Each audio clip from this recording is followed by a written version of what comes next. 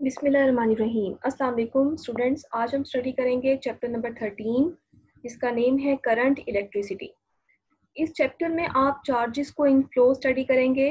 यानी अब तक आप चैप्टर नंबर 12 में लास्ट चैप्टर में ये स्टडी कर रहे थे कि अगर चार्जेस एट रेस्ट हैं, रेस्ट की कंडीशन पे हम उसकी फोर्सेस को, उसकी इर्द गिर्द मौजूद इलेक्ट्रिक फील्ड को, उसके पोटेंशियल को, इन तमाम चीज़ों को हम कैसे स्पेसिफाई कर सकते हैं।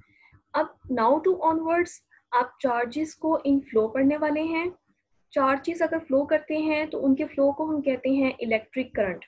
यानी यहाँ से इस चैप्टर से आप इलेक्ट्रिक करंट की बेसिस को पढ़ेंगे।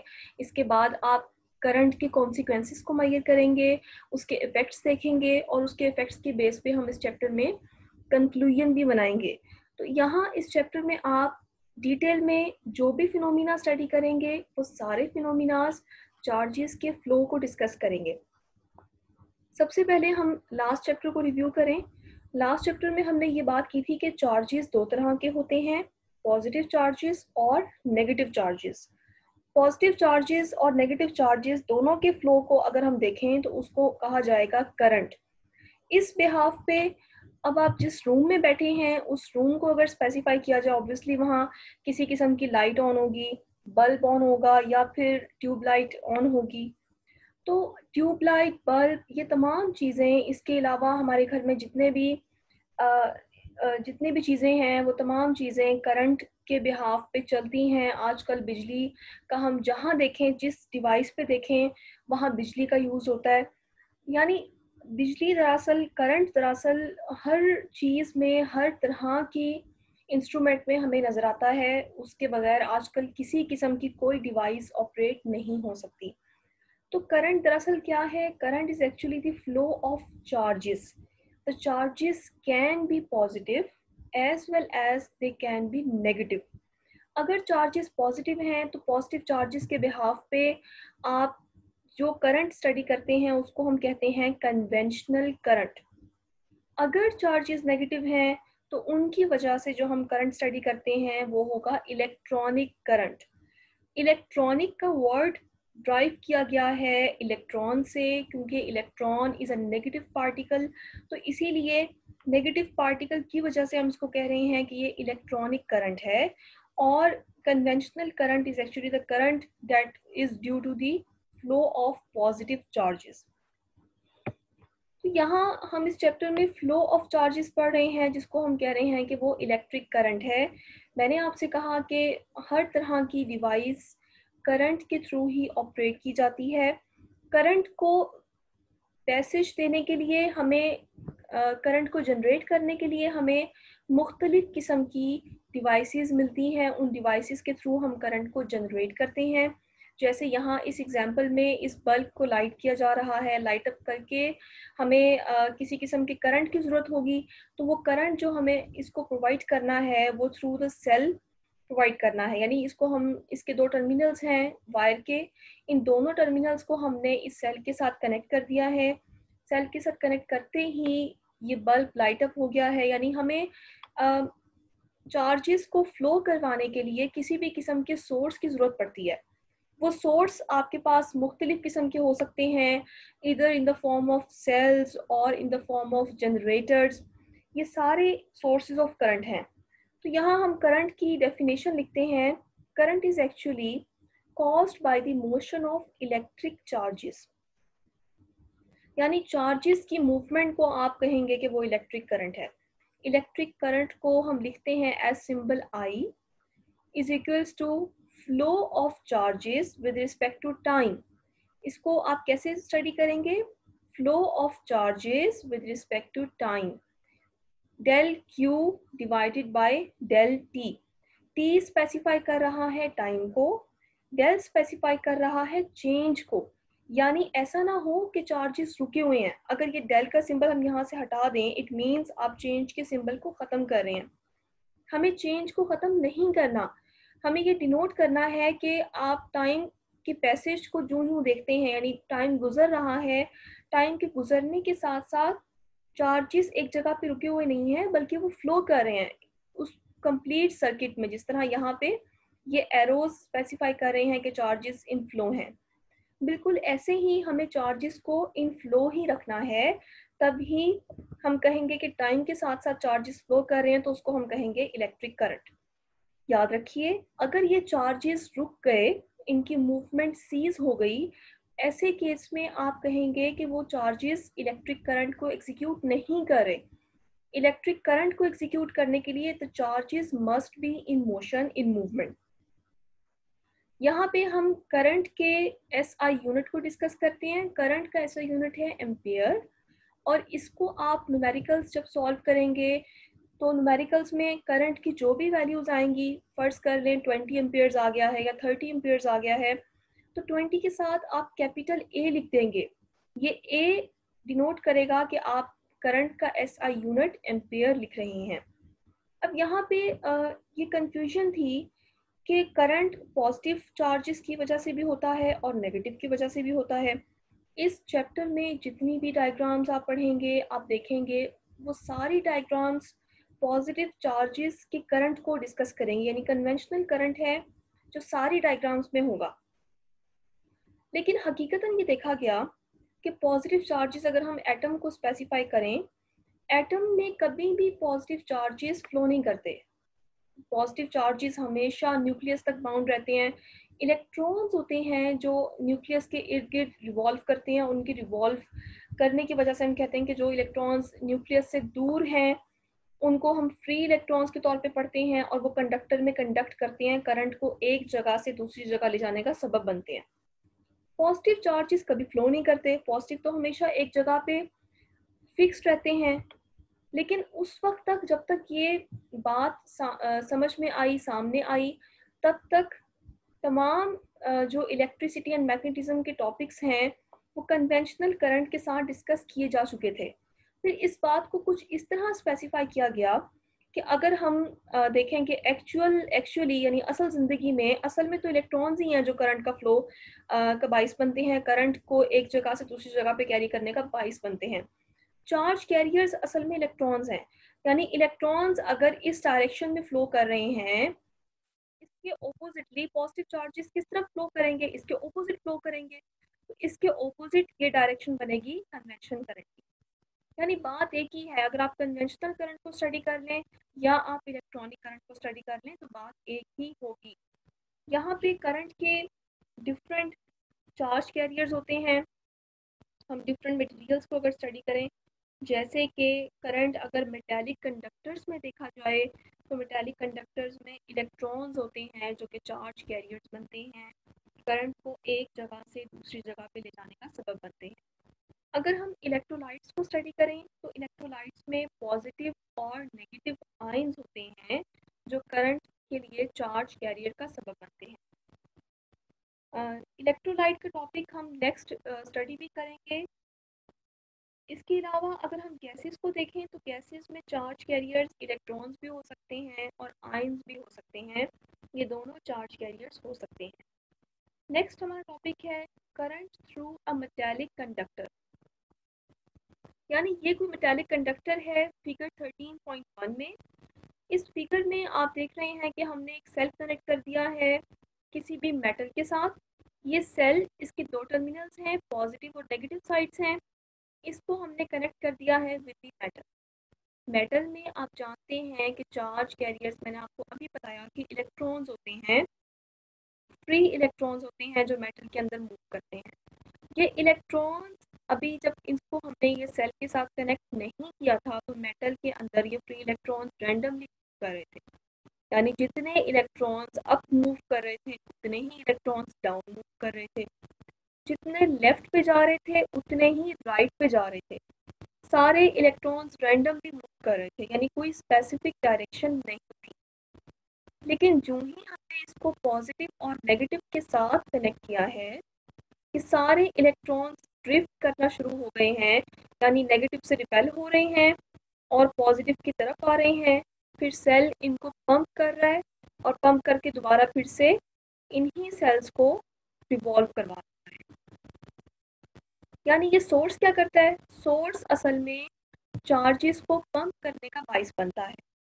ये इलेक्ट्रॉन्स क्योंकि अब स्पेसिफिक डायरेक्शन में आ गए हैं, तो इसीलिए अब ये करंट का फ्लो का सबब बनेंगे।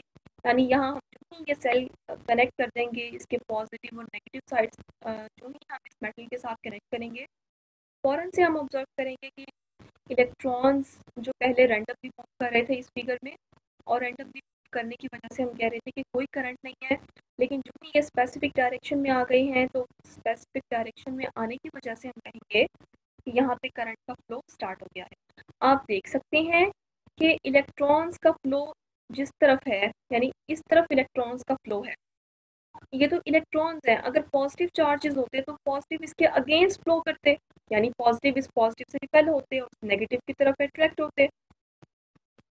तो अगर हम कन्वेंशनल करंट को स्टडी करेंगे तो कन्वेंशनल करंट यहाँ पे क्लॉकवाइज बनेगा, और इलेक्ट्रॉनिक करंट यहाँ पे एंटी क्लॉकवाइज है। बात एक ही है, अगर हम इलेक्ट्रॉनिक करंट को ड्रॉ कर रहे हैं या हम कन्वेंशनल करंट को ड्रॉ कर रहे हैं, तो इसलिए कोई खास फर्क नहीं पड़ता। लेकिन कंसेप्चुअली हमें ये बात क्लियर होनी चाहिए कि मेटल, क्योंकि मेटल है, इसमें हमेशा फ्री इलेक्ट्रॉन्स ही चार्ज कैरियर्स होते हैं, जो करंट को एक जगह से दूसरी जगह पे ले जाने का सबब बनते हैं। चार्जेस का फ्लो होता है और फ्लो को ही हम करंट कह रहे हैं। यानी असल में जो ड्रिफ्ट कर रहे हैं पार्टिकल्स, वो इलेक्ट्रॉन्स हैं, वो पॉजिटिव पार्टिकल्स नहीं हैं। नेक्स्ट हमारे पास ये फिगर है, इसमें हम ये देख सकते हैं कि रैंडमली मूविंग पार्टिकल्स जो पहले बिल्कुल रैंडम थे, इन पार्टिकल्स को आपने, इन चार्ज कैरियर्स को आपने जो भी कनेक्ट किया है with negative and with positive terminals, इस कनेक्शन से सारे के सारे इलेक्ट्रॉन्स इस पॉजिटिव साइड की तरफ आ रहे हैं और इस नेगेटिव से रिपेल हो रहे हैं। ये सारे एक ही डायरेक्शन में आ रहे हैं, तो इनकी मूवमेंट की डायरेक्शन फर्ज कर लें, यहाँ पे हमने पॉजिटिव एक्सिस दिया हुआ है, तो एक्स एक्सिस की तरफ है। और हमारी इलेक्ट्रिक फील्ड जो हमने इनको दी, जो हमने इनको प्रोवाइड की है, वो कोई नेगेटिव एक्स एक्सिस की तरफ है। तो ये क्योंकि इलेक्ट्रिक फील्ड के ऑपोजिट हैं, तो हमेशा याद रखिए कि इलेक्ट्रॉन्स जब कभी किसी भी मटेरियल में मूव करते हैं तो हमेशा इलेक्ट्रिक फील्ड के ऑपोजिट मूव करते हैं। इलेक्ट्रॉन्स की मूवमेंट को हम कह सकते हैं ड्रिफ्ट वेलोसिटी। ड्रिफ्ट वेलोसिटी की जो हम इसको मेंशन करेंगे इन इन नंबर्स, तो इसको हम कह सकते हैं कि 10⁻³ मीटर्स पर सेकंड में ड्रिफ्ट वेलोसिटी होती है।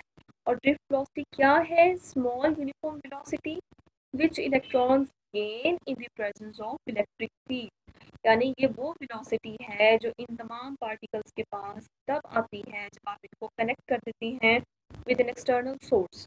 याद रखिए, अगर हम इस एक्सटर्नल सोर्स को यहाँ से ख़त्म कर दें, यानी इस नेगेटिव और इस पॉजिटिव साइड को यहाँ से ख़त्म कर दें, तो ख़त्म करते ही ये इलेक्ट्रॉन्स दोबारा से रैंडम हो जाएंगे, जैसे कि लास्ट फिगर में थे। इस तरह से रैंडमली मूव करना शुरू कर देंगे और इनकी रैंडम मूवमेंट की वजह से कोई करंट नहीं होगा। अगर आपको करंट चाहिए तो आपको ये सारे इलेक्ट्रॉन्स एक डायरेक्शन में करने हैं, ईदर इन एक्स एक्सिस और अलोंग नेगेटिव एक्स एक्सिस। तो ये एक्स एक्सिस की तरफ जाएं या फिर नेगेटिव एक्स एक्सिस की तरफ जाएं, दोनों कंडीशंस में ये एक डायरेक्शन में जाने चाहिए, तभी जाकर हम कहेंगे कि इलेक्ट्रिक करंट यहाँ पर मौजूद है। और याद रखिए कि अगर आप जब कभी भी किसी भी सर्किट डायग्राम में आप ऑब्जर्व करें, हमेशा आपको इलेक्ट्रॉन्स की मूवमेंट इलेक्ट्रिक फील्ड के ऑपोजिट ही मिलेगी। ऐसा कभी नहीं हो सकता कि इलेक्ट्रॉन्स और इलेक्ट्रिक फील्ड की डायरेक्शन आपको सेम मिले। और इसके अलावा जब कभी आप इन इलेक्ट्रॉन्स को एक्सटर्नल फील्ड प्रोवाइड करेंगे, एक्सटर्नली टर्मिनल्स के साथ कनेक्ट करेंगे, जैसे ही ये मूव करेंगे, इनकी मूवमेंट को कहेंगे कि ये ड्रिफ्ट वेलोसिटी है, ड्रिफ्ट कर रहे हैं electrons against the direction of electric field. अब हम स्टडी करते हैं कि सोर्सेज ऑफ करंट कौन कौन से हैं। देखिए, हम अपने इर्द गिर्द अगर इन्वायरमेंट को देखें, अपनी जर्नल इन्वायरमेंट को स्टडी करें, जो सोर्सेज हमें नज़र आते हैं उनमें सबसे पहला सोर्स है सेल। लैब में हम जो जो प्रैक्टिकल्स परफॉर्म करते हैं, वो सारे प्रैक्टिकल्स हम मोस्टली सेल्स के थ्रू करते हैं। अगर हमें स्मॉल अमाउंट ऑफ करंट चाहिए तो हम एक सेल कनेक्ट कर देते हैं। अगर हमें ह्यूज अमाउंट ऑफ करंट चाहिए, यानी ह्यूज इस तरह से कि हमें थोड़ा यानी ज़्यादा करंट चाहिए, तो उसके लिए हम 2 सेल्स कनेक्ट कर देते हैं। मोस्टली जो सेल्स जो करंट को जनरेट करने का सोर्स होता है वो सेल ही होते हैं।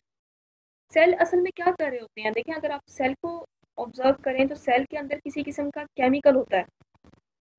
वो केमिकल दरअसल इलेक्ट्रिकल एनर्जी प्रोड्यूस कर रहा है।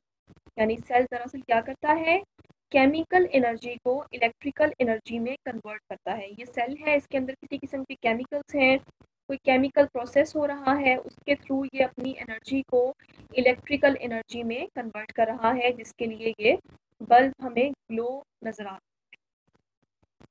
सेकंड मोस्ट इम्पॉर्टेंट सोर्स है, जैसे कि आजकल घरों में बिजली चली जाती है, बिजली के जाने के फ़ौरन बाद हम क्या करते हैं, जनरेटर्स या फिर यूपीएस कनेक्ट करते हैं। तो इलेक्ट्रिक जनरेटर भी सोर्स ऑफ करंट है। जनरेटर्स कैसे स्टार्ट होते हैं, अगर आपने इनको कभी स्टार्ट होते हुए देखा हो तो ये by the power of hand, यानी हाथों के ज़रिए हम इसको मैकेनिकल एनर्जी प्रोवाइड करते हैं, और उसके बाद जैसे ही हम किसी किस्म की पावर एग्जर्ट करते हैं तो उसके फ़ौरन बाद बिजली प्रोड्यूस हो जाती है, हमें करंट नज़र आता है। यानी होता क्या है कि मैकेनिकल एनर्जी को इलेक्ट्रिकल एनर्जी में कन्वर्ट करते हैं generators. Third most important source होता है थर्मोकपल। थर्मो मीन्स हीट और टेम्परेचर, यानी ये कोई ऐसा सोर्स है जो कन्वर्ट करता है हीट एनर्जी को इलेक्ट्रिकल एनर्जी में। लास्ट आजकल जो हम ऑब्जर्व कर रहे हैं, मोस्टली सोलर सेल्स यूज़ किए जा रही हैं, यानी एसी और फैंस को, इन तमाम बड़ी बड़ी चीज़ों को जैसे कूलर हो गए, इन तमाम चीज़ों को हम सोलर पे कन्वर्ट कर रहे हैं। सोलर सेल्स को अगर आपने घर में लगाना है तो हमेशा हम उसको उस जगह पे फिक्स करवाते हैं जहाँ पे सनलाइट ज़्यादा है, सन का एक्सपोजर ज़्यादा है। तो बेसिकली सोलर सेल्स क्या करते हैं, सनलाइट को कन्वर्ट करते हैं इलेक्ट्रिकल एनर्जी में। नेक्स्ट है हमारे पास इफेक्ट्स ऑफ करंट। करंट के इफेक्ट्स को स्टडी करने के लिए, इसके कंसिक्वेंसेस को स्टडी करने के लिए ये बात समझना बहुत ज़रूरी है कि जहाँ कहीं करंट पास हो रहा होता है, हमेशा उसकी प्रेजेंस को हम फील करते हैं इन तीन चीज़ों के साथ। यानी बाज़ औक़ात ऐसा होता है कि हमें डायरेक्टली फील नहीं हो रहा होता कि वहाँ पे करंट है, लेकिन उसके आफ्टर इफ़ेक्ट्स होते हैं, जैसे कि हीटिंग इफ़ेक्ट हो गया, मैग्नेटिक इफ़ेक्ट है और केमिकल इफ़ेक्ट है। ये तीन तरह के इफ़ेक्ट्स हैं जिनके थ्रू हम ये बात ऑब्ज़र्व कर सकते हैं कि यहाँ पे करंट मौजूद है, उस जगह पे करंट है। सबसे पहला इफ़ेक्ट है हीटिंग इफ़ेक्ट। ये मोस्ट प्रोबेबल इफ़ेक्ट है। मोस्टली जो चीज़ करंट कैरी करती है वो हीट अप हो जाती है। उसके हीटिंग फिनोमिना से, उसके हीट अप होने से हम देखते हैं कि उसमें क्योंकि वो हीट अप हो रहा है तो इट मीन्स कि उसके अंदर करंट मौजूद है। यहाँ पे हीटिंग इफ़ेक्ट के लिए असल में क्या होता है, इलेक्ट्रॉन्स फ्लो कर रहे हैं। मैंने आपसे ये कहा कि करंट असल में क्या है, करंट चार्जेस का फ्लो है, इलेक्ट्रॉन्स का फ्लो है। इलेक्ट्रॉन्स फ्लो करते हैं सेल्स से या फिर सोर्स से, जो लगाया गया उनको एनर्जी प्रोवाइड करने के लिए, वहाँ से वो एनर्जी पिक करते हैं और एनर्जी पिक करके दूसरे टर्मिनल तक पहुँचते हैं। रास्ते में उनकी कोलिजन होती है with the latest atoms. Latest atoms का मतलब है न्यूक्लियस, क्योंकि न्यूक्लियस तो मूव नहीं कर सकता, न्यूक्लियस तो वाइब्रेट करता है जस्ट अपनी जगह पे। तो वो फ्री इलेक्ट्रॉन्स जब मटेरियल के अंदर मूव कर रहे होते हैं तो उनकी मूवमेंट के दौरान उनकी कोलिजन होती है विद द लेटेस्ट एटम्स। उस कोलिजन की वजह से उनकी काइनेटिक एनर्जी की कुछ मिकदार वहाँ पे कम हो जाती है। वो अपनी काइनेटिक एनर्जी उन लेटेस्ट एटम्स में ट्रांसफ़र करते हैं और वो लेटेस्ट एटम्स उस काइनेटिक एनर्जी को पिक करके अपनी ही जगह पे वाइब्रेट करना शुरू कर देते हैं। उनकी वाइब्रेशन से वो मटेरियल हीट अप हो जाता है। इस इफेक्ट को हम लिख सकते हैं H is equals to I square R T, इस इक्वेशन के थ्रू, जहाँ पे T टाइम को इंडिकेट कर रहा है, R रेजिस्टेंस को इंडिकेट कर रहा है, I करंट को इंडिकेट कर रहा है और H हीट को इंडिकेट कर रहा है जो करंट की वजह से प्रोड्यूस हुई है। इस इफेक्ट को हम कहाँ कहाँ यूज़ कर रहे हैं अपनी रोज़मर्रा की ज़िंदगी में? अगर हम देखें तो हम इलेक्ट्रिक हीटर्स में इसको यूज़ कर रहे हैं, केटल्स में यूज़ कर रहे हैं, टोस्टर्स में यूज़ कर रहे हैं और इलेक्ट्रिक आयरन्स में, इस्त्रियों में हम इसका इस्तेमाल कर रहे हैं। तो ये इसके कुछ इफ़ेक्ट्स हैं। नेक्स्ट इफ़ेक्ट है मैग्नेटिक इफ़ेक्ट। मैग्नेटिक इफ़ेक्ट भी बहुत मेजर इफ़ेक्ट है, ये भी बहुत ज़्यादा ऑब्ज़र्व किया जाता है। याद रखिए, जब कभी किसी भी चीज़ में से करंट गुज़रता है, हमेशा उसके इर्द-गिर्द सर्कल में मैग्नेटिक फील्ड प्रोड्यूस हो जाती है। करंट की डायरेक्शन पे डिपेंड करता है कि मैग्नेटिक फील्ड क्लॉकवाइज है या फिर एंटी क्लॉकवाइज है। तो ये इसका एक बहुत मेजर इफेक्ट है कि जब कभी करंट जहाँ से भी गुजरेगा, फौरन से उस करंट के इर्द गिर्द उसकी सराउंडिंग स्पेस में हमेशा मैग्नेटिक फील्ड प्रोड्यूस हो जाती है। इसको हम कहाँ यूज़ कर रहे हैं? इलेक्ट्रिक मोटर्स में यूज़ कर रहे हैं। नेक्स्ट इफेक्ट है केमिकल इफेक्ट। केमिकल इफेक्ट के लिए आप याद करेंगे इलेक्ट्रोलाइसिस का प्रोसेस। इलेक्ट्रोलिसिस का प्रोसेस स्टडी करने के लिए याद रखिए, कुछ लिक्विड्स हमारे पास ऐसे हैं कि जो लिक्विड्स कंडक्ट करते हैं इलेक्ट्रिसिटी। उन लिक्विड्स को हम कहते हैं इलेक्ट्रोलाइट्स। इलेक्ट्रोलाइट्स असल में क्या हैं? कुछ लिक्विड्स हैं, कुछ स्पेसिफिक लिक्विड्स हैं हमारे पास कि अगर हम चाहें कि उसमें से करंट गुजरे तो वो करंट को रिस्पॉन्ड करते हैं, फ़ौरन से करंट को पैसेज के लिए रास्ता प्रोवाइड करते हैं। ऐसे लिक्विड्स को हम कहते हैं इलेक्ट्रोलाइट्स। इलेक्ट्रोलाइट्स यहाँ पे हमारे पास हो सकता है डाइल्यूट सल्फ्यूरिक एसिड या फिर कॉपर सल्फेट सॉल्यूशन। इस एग्जांपल में जो अभी हम पढ़ने जा रहे हैं, इसमें हम कॉपर सल्फेट सॉल्यूशन को स्टडी करेंगे। करंट को अगर हमने गुजारना है, देखिए ये कोई लिक्विड है, इसको मैंने आपसे कहा ये इलेक्ट्रोलाइट है, ये वो लिक्विड है जो रिस्पॉन्ड करता है फ़ौरन से करंट को। अगर हमें करंट गुजारना है तो हमें पॉजिटिव और नेगेटिव साइड्स इसको प्रोवाइड करनी पड़ेगी। पॉजिटिव साइड और नेगेटिव साइड्स को हम कहेंगे एनोड और कैथोड। यानी एनोड क्या है? Positive side. कैथोड क्या है? Negative side. ये दोनों साइड्स हमने, ये दोनों इलेक्ट्रोड्स, इसको हम कहेंगे इलेक्ट्रोड। यानी एक पॉजिटिव इलेक्ट्रोड और एक नेगेटिव इलेक्ट्रोड हमने इस सॉल्यूशन के अंदर डिप कर दिया। इसके फ़ौरन बाद हमने देखा कि इस लिक्विड के अंदर फ़ौरन से करंट का पैसेज शुरू हो गया है और ये लिक्विड क्या है? कॉपर सल्फेट सॉल्यूशन है। जैसे ही ये करंट इसमें से पास होगा, फ़ौरन से कॉपर सल्फेट सॉल्यूशन डिसोसिएट हो जाएगा into copper and sulphate ions. Copper ions और सल्फेट आयंस पॉजिटिव और नेगेटिव आयंस हैं। तो ये पॉजिटिव आयंस हैं, इनको ऑटोमेटिकली अट्रैक्ट होना चाहिए टूवर्ड्स नेगेटिव साइड। तो फ़ौरन से ये कॉपर के पॉजिटिव आयंस मूव करेंगे कैथोड की तरफ, वहाँ जाएंगे और वहाँ से 2 इलेक्ट्रॉन्स पिक करके, इसके पास 2 इलेक्ट्रॉन्स की कमी है। ये पॉजिटिव, पॉजिटिव का मतलब क्या है कि 2 इलेक्ट्रॉन्स कम है इसके पास, तो इसीलिए ये फ़ौरन से 2 इलेक्ट्रॉन्स को पिक करेगा और न्यूट्रल हो जाएगा। इसके बाद सल्फेट आयंस क्योंकि नेगेटिव हैं, इनको जाना चाहिए इस पॉजिटिव की तरफ। ये इस पॉजिटिव की तरफ जाएंगे और फ़ौरन से वहाँ से कॉपर को पिक करेंगे, यहाँ से कॉपर को लेके ये और कॉपर सल्फेट का सॉल्यूशन बना लेंगे। ये जो इलेक्ट्रॉन्स थे, जो इसने इलेक्ट्रॉन्स पिक किए हैं, इलेक्ट्रॉन्स पिक करके ये कॉपर के एटम्स यहाँ पे डिपॉजिट हो जाएंगे। यानी हम क्या कह रहे हैं? हम ये कह रहे हैं कि कॉपर के पॉजिटिव एटम्स इस नेगेटिव पे डिपॉजिट हो रहे हैं और सल्फेट के नेगेटिव एटम्स यहाँ से कॉपर को ले रहे हैं, उसको यहाँ से उतार रहे हैं। एक तरफ से कॉपर के एटम्स इस सॉल्यूशन में जा रहे हैं और दूसरी तरफ से यहाँ पे डिपॉजिट हो रहे हैं। यानी उसकी क्वांटिटी तो सेम रहेगी ना, फिर जितने आपने एक तरफ से उतारे हैं उतने ही दूसरी तरफ से एक तरफ से उतर रही हैं और एक तरफ से आप उसको वहाँ पे डिपॉजिट करवा रही हैं, तो क्वांटिटी तो सेम रहेगी। इस प्रोसेस को हम कहते हैं इलेक्ट्रोलिसिस का प्रोसेस है। ये जो लिक्विड है इसको आप कहते हैं इलेक्ट्रोलाइट, और ये पॉजिटिव और नेगेटिव साइड्स इलेक्ट्रोड्स हैं, एनोड और कैथोड। बेसिकली ये प्रिंसिपल कहाँ यूज़ किया जाता है? इलेक्ट्रोप्लेटिंग में। इलेक्ट्रोप्लेटिंग एक ऐसा प्रोसीजर है जिसमें हम किसी भी मटेरियल की कोटिंग कर देते हैं, थिन लेयर चढ़ा देते हैं किसी भी मेटल पे। यानी मेटल पे हमें गोल्ड की लेयर करनी है या फिर सिल्वर की लेयर चढ़ानी है, तो उसके लिए हम ये प्रोसीजर करते हैं और इस प्रोसीजर को हम कहते हैं इलेक्ट्रोप्लेटिंग।